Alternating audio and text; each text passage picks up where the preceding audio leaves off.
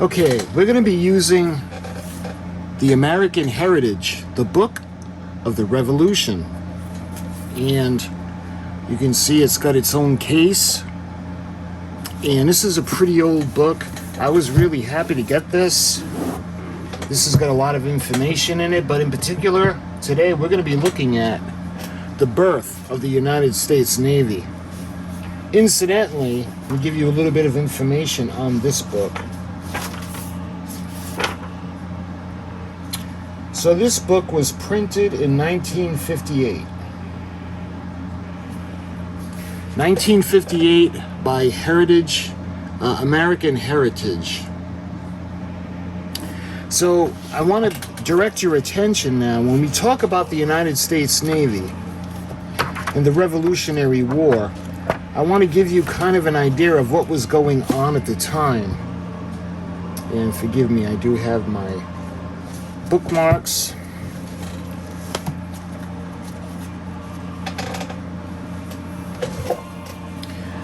So, when it comes to the importance of the Navy, even when it became clear that the American war would require a maximum effort, the British government ignored the advice of men like Secretary at War Viscount Barrington, who felt that the Americans may be reduced by the fleet, but never can be by the army. When after 3 years of war the rebellion persisted and an entire British army had been lost at Saratoga, Barrington's word took on the ring of prophecy.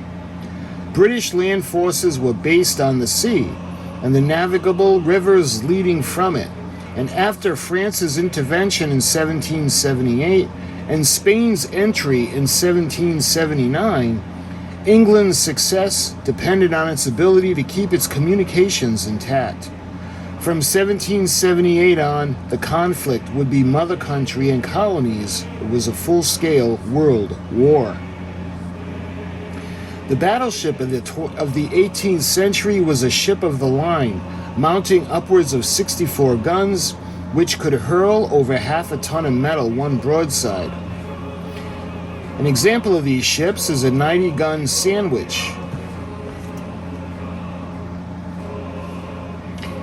Lighter armed, fast-sailing frigates, today's destroyers and cruisers, were used as the eyes of the fleet, as convoy escorts, and especially in American waters for blockading and to support the army.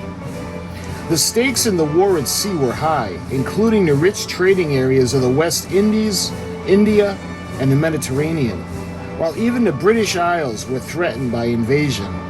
In America, George Washington realized that the navies would cast a decisive vote in the conflict.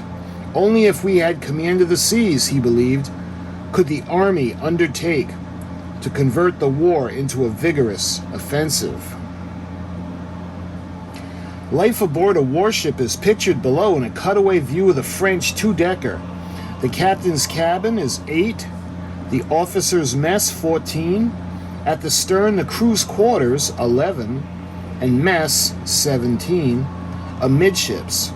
The brig at 23 is deep in the hold along with the stores and magazines 26.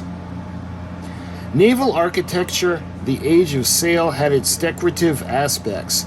The contemporary view shows the bow quarter stern and the stern quarter of a mid-18th century British ship of the line. The royal figurehead on the bow is apparent.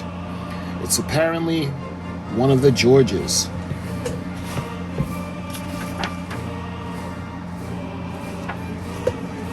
So let's take a look now at the infancy of the United States Navy.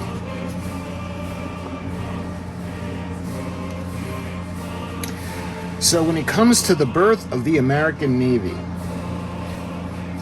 despite a solid maritime tradition that gave the colonies a reservoir of capable commanders and experienced seamen, America produced little in the way of coordinated naval activity during the Revolution.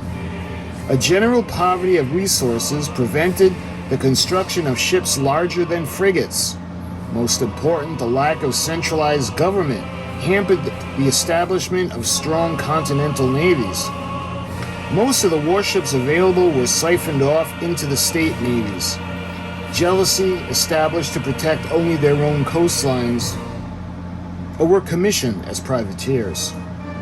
The war had barely begun when Washington organized a fleet of small craft during the siege of Boston. His little navy brought in some 35 British supply ships, whose cargoes proved of great benefit to the fledgling army.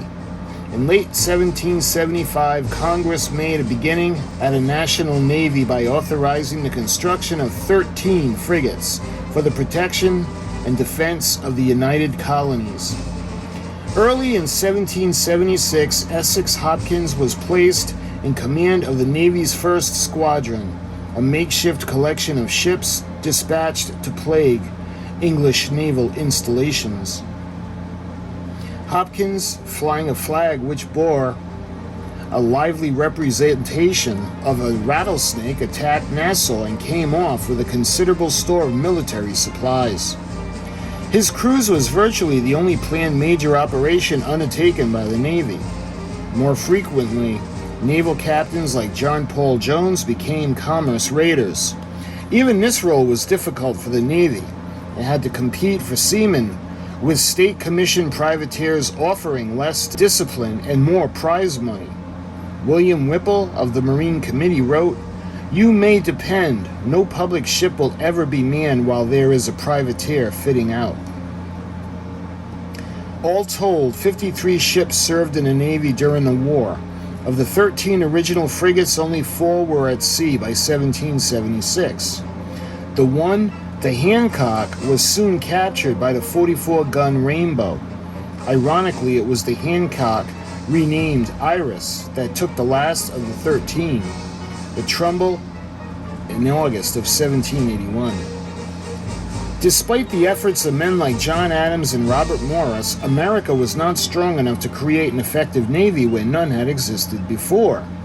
William Ellery of the Maritime Committee admitted that, quote, "The conduct of the affairs of the Navy, as well as those of an army, we are yet to learn," end quote. The first Navy fleet commander, Essex Hopkins, is shown at the left in the idealized English print.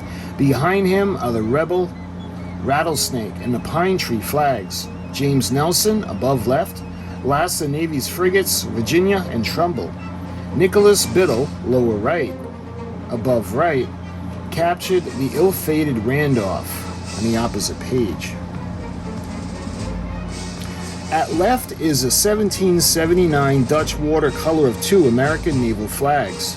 The top one flown by the Alliance, the other by John Paul Jones's prize, the Serapis. Above, the Continental frigate Alliance engages 2 British ships in 1781. The Atlanta, on the left, has struck, but the Trespassee, on the right, fought on for some time before surrendering.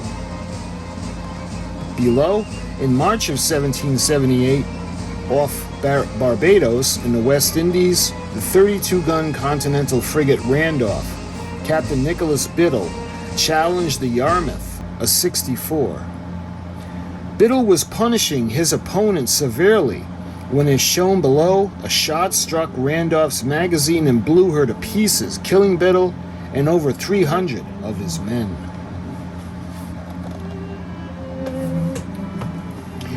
So, of course, there's a lot more history when it comes to the Navy and its infancy.